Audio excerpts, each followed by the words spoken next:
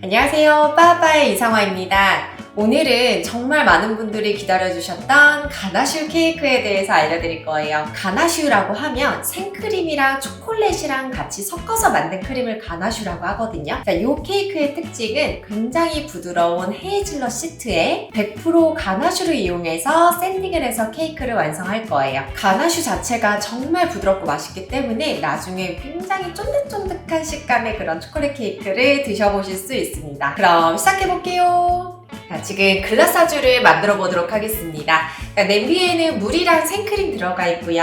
자, 중불로 켤게요. 자, 중불로 온도를 올리는 동안 이제 우리가 할 거는 코코아 파우더랑 설탕을 섞어주는 작업이에요. 자, 섞지 않고 바로 액체랑 섞게 되면은 코코아 파우더 입자가 굉장히 얇기 때문에 덩어리가 쉽게 지거든요. 자, 잘 섞어주시고요. 살짝 보글보글 거리기 시작하면 바로 불 끄고 설탕, 코코아 파우더 넣겠습니다. 다시 중불에서 전체적으로 바글바글 끓을 때까지, 자, 103도 정도 될 때까지 끓여볼게요. 전체적으로 부글부글 끓는 상태고요. 자, 불을 끄고 젤라틴 마스를 넣도록 하겠습니다. 만약에 판젤라틴 사용하시는 분들은요, 판젤라틴 한 장 얼음물에 불려서 사용하시면 돼요. 그리고 가루 젤라틴 사용하시는 분들은 가루 젤라틴 2g에 물 10g 풀어서 사용하시면 됩니다. 젤라틴이 다 녹으면 볼에다가 다시 옮겨주세요. 우선 실온에서 온도를 자연스럽게 떨어뜨릴 거고요. 35도 정도의 케이크 위에 붓도록 하겠습니다. 헤이즐넛 비스킷을 만들어 보도록 하겠습니다. 헤이즐넛 비스킷은 이제 별리법 시트예요. 우선은 노른자에 설탕을 넣고 2분 정도 고속으로 휘핑을 해보도록 할게요.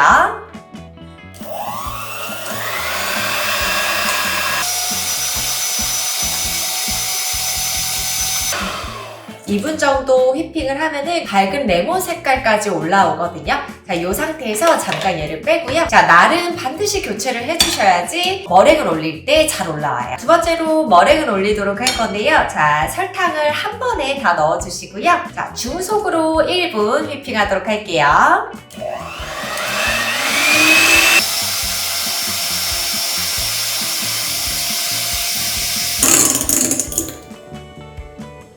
아주 윤기나고 단단한 머랭이 완성이 됐습니다. 이 상태에서 아까 노른자 휘핑한 거랑 같이 섞어볼게요. 자, 노른자 반죽을 머랭 쪽으로 쭉 다 부어주세요.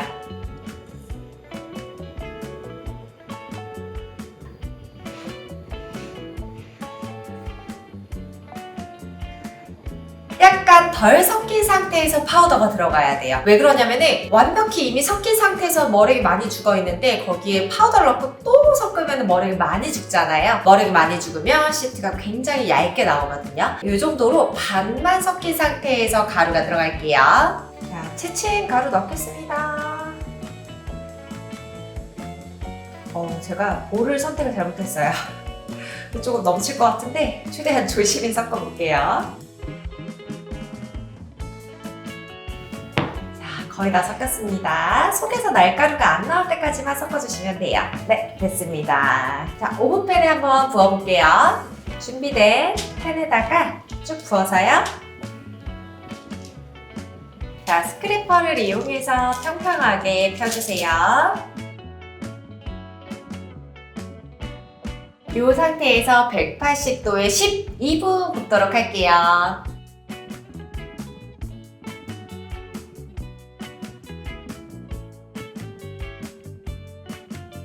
시트가 완벽하게 구워진 상태입니다. 이 시트가 구워졌는지 확인하는 방법은 위에 표면을 만졌을 때 손자국이 남지 않고 단단하면 다 구워진 거예요. 자, 얘를 갖다가 이제 12cm 링을 이용해서 2장 사용을 해보도록 할게요. 이 시트를 하나를 만드시면 케이크 2개까지 완성하실 수 있으세요. 2장씩 사용하니까요. 자, 가나슈를 만들 건데요. 자, 가나슈는 제과에서 정말 많이 사용하는 크림이에요. 생크림이랑 초콜릿만 있으면 돼요. 물론 거기에 버터가 들어가는 경우도 있고 뭐 퓨레가 들어가는 경우도 있고 뭐 꿀이 들어가는 경우도 있지만 오늘은 정말 순수하게 다크 초콜릿과 생크림을 가지고 만들어 보도록 할게요. 지금 비커에 생크림 300g, 다크 초콜릿 300g 들어가 있는데 건데요. 제가 전자레인지 사용해서 2분 정도 좀 데워놓은 상태예요. 얘를 갖다가 주걱으로 섞을 거고요.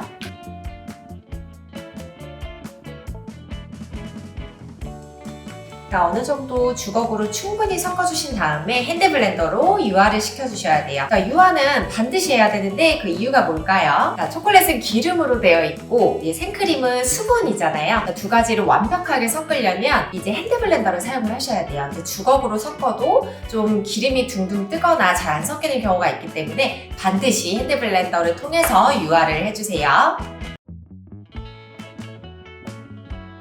이렇게 윤기가 날 때까지 핸드블렌더 해주시면 되고요. 그러니까 얘를 갖다가 우선은 실온에 보관할 거고 시트가 구워진 다음에 조합할 때 얘를 얼음볼 위에서 농도를 맞춰서 사용을 해보도록 하겠습니다. 부드럽지만 뚝뚝뚝 떨어지는 느낌은 없죠. 이 상태까지 굳힌 다음에 케이크 조합을 시작하도록 할게요. 시트도 구워졌고 가나슈도 거의 지금 28도, 27, 28도까지 떨어진 상태예요. 가나슈는 짤주머니에 담아서 준비해 주시면 되고요. 자, 지금 보시면은 여기에 1호 사이즈 링, 안에 무스 띠지 둘러져 있고 그 다음에 랩핑까지 되어 있는 상태예요. 자, 이 상태에서 먼저 시트를 가운데다 한 장 넣겠습니다. 와, 시트가 엄청 촉촉해요. 가나슈를 짤 건데, 자, 옆에 먼저 채울 거예요. 옆에 빈 공간에 쭉 채워볼게요.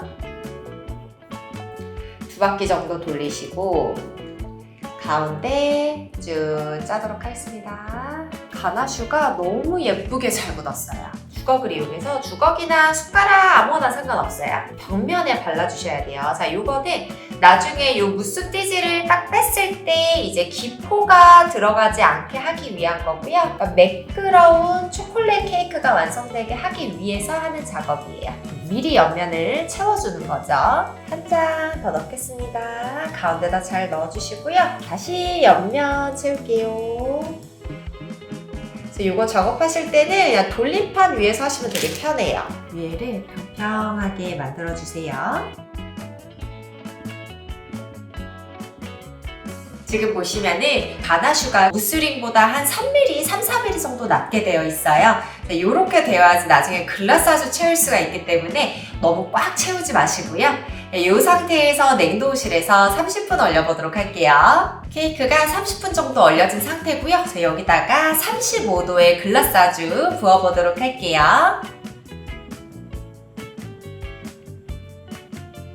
이렇게 흔들면 자연스럽게 퍼져요. 이 상태에서 데코레이션 하기 전까지 글라스아주를 조금 더 얼려야 되기 때문에 30분 다시 냉동실 넣어보도록 하겠습니다. 자, 드디어 얼려졌습니다. 이제 글라스아주가 이렇게 얘를 옆으로 했을 때 흐르지 않으면 그때 빼시면 되고요. 자, 이걸 한번 제거를 해볼게요. 아래 랩을 제거하겠습니다. 앞을 떼시고 그리고 제가 지난번에 라이브에서 보여드린 초콜릿 데코가 있어요. 그거를 한번 붙여보도록 하겠습니다. 얘가 가나슈에 잘 붙어요. 그냥 하나하나 빈 공간 없이 잘 붙여주시면 돼요. 근데 진짜 솔직히 굳이 이거 안 하셔도 그냥 이대로 예뻐요. 옆에 그냥 띠지 두른 채로 그냥 판매하실 분들은 판매하셔도 충분히 예쁘답니다. 이대로 끝내기 아쉬우니까 가운데 금박을 한번 올려볼게요.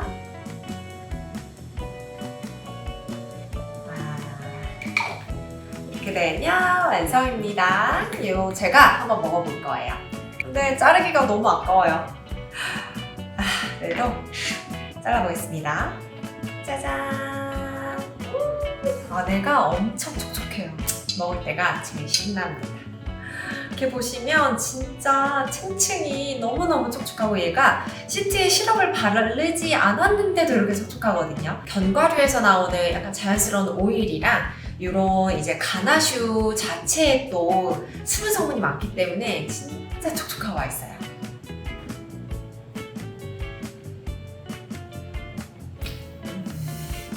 진짜 맛있어요. 너무너무 맛있어요. 이 말밖에 표현할 수가 없네요.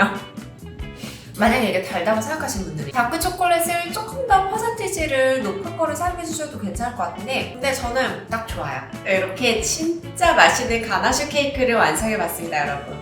생각보다 막 복잡하진 않죠. 약간 공정이 있긴 한데, 그래도 제가 말씀드린 이제 뭐 글라사주의 온도라든지 가나슈의 온도라든지 조합할 때 옆면이 비지 않게 하는 거라든지 그런 부분을 좀 잘 지켜서 만들어주시면 정말 완벽한 초콜릿 케이크를 완성하실 수 있으세요. 그리고 이걸 만약에 판매를 하시겠다 하시면은 글라사주 뿌리기 전까지 냉동실 보관하셨다가 글라사주를 뿌려서 냉장고에서 3일 정도 안에 판매하시면 좋습니다. 오늘도 영상 봐주셔서 정말 감사드리고요. 좋아요와 구독하기 그리고 소문 많이 많이 내주세요. 그럼 다음 시간에도 좋은 레시피 들고 나타나겠습니다. 안녕!